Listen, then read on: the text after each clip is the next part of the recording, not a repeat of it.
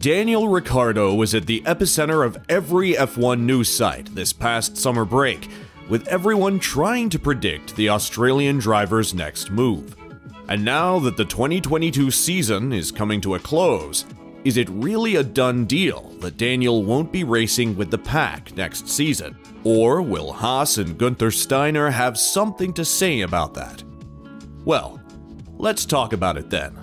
But before we do, consider subscribing to the channel so you don't miss out on our latest uploads. Now that's out of the way, let's get started. Daniel Ricciardo in his days at Red Bull looked like the next best thing after Sebastian Vettel's departure from the team.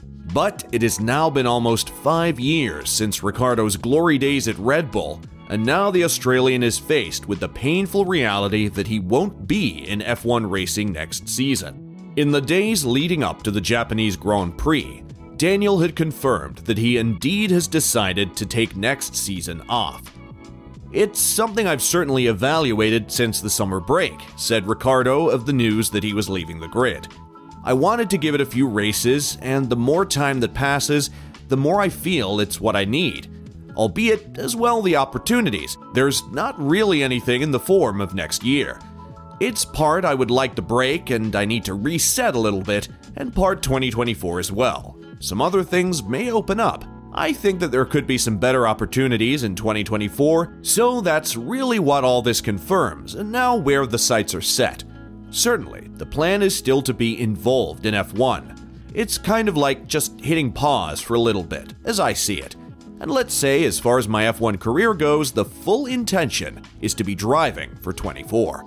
And it seems as though McLaren CEO Zak Brown isn't having a much easier time as well. He would say that the team is still in shock that things didn't work out between McLaren and Daniel.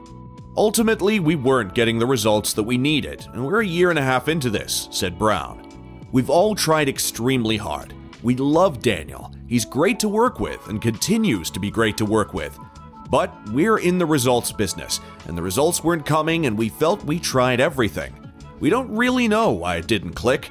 It's kind of nobody's fault. We gave it our best. He gave it his best. We just kind of ran out of things to try.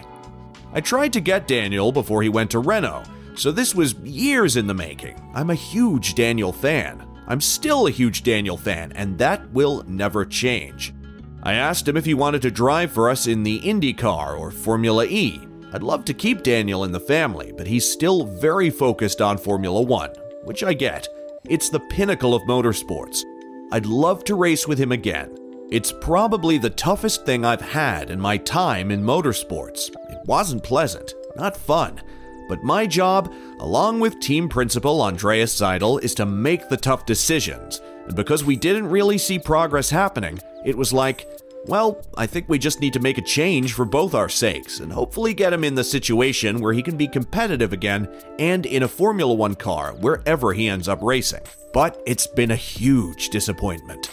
Since Daniel's arrival at McLaren in 2021, many Danny Ric fans were hoping to see the return of Daniel's late-breaking ways.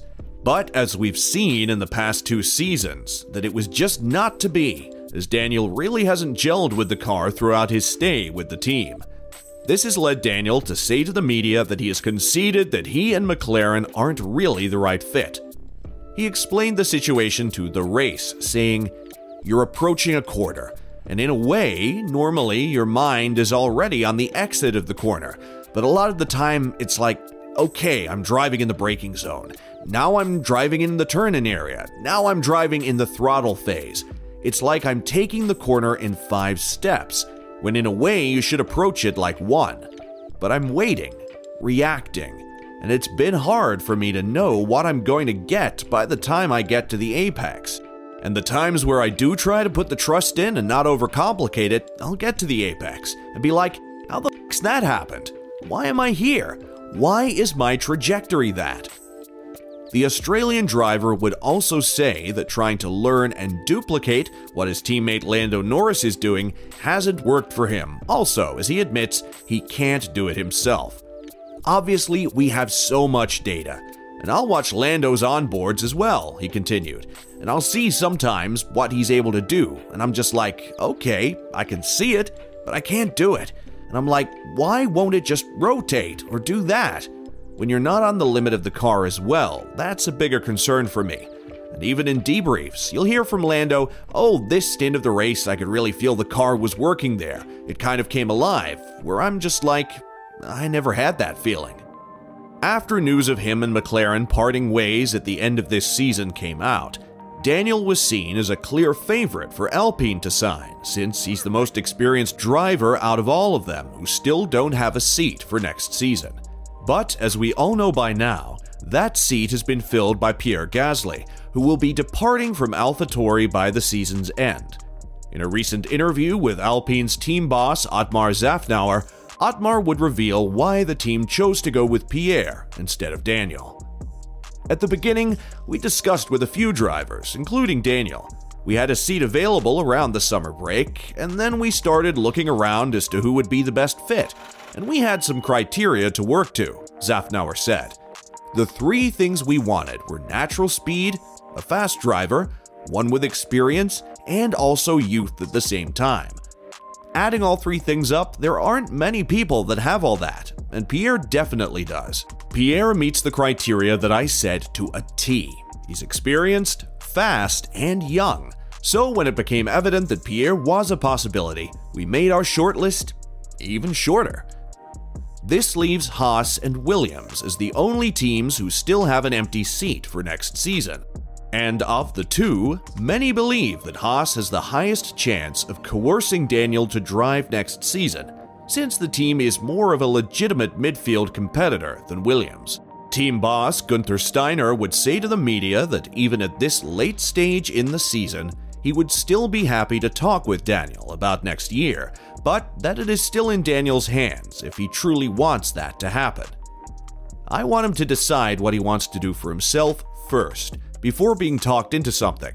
I think he's a good driver, and I don't know how he got in the situation he's in now, but I think he needs to come clean with himself and decide what he's going to do. For us, he would be a big hit, Steiner continued. He was a race winner, and now he is without a job. He was a race winner just last year. I rate him as a driver. I have no idea why he doesn't perform right now. That is for him to figure out. And there you have it, guys. So, do you think Daniel will call Gunther before this season ends? Let us know in the comments section below. And as always, don't forget to like and subscribe to the channel if you haven't.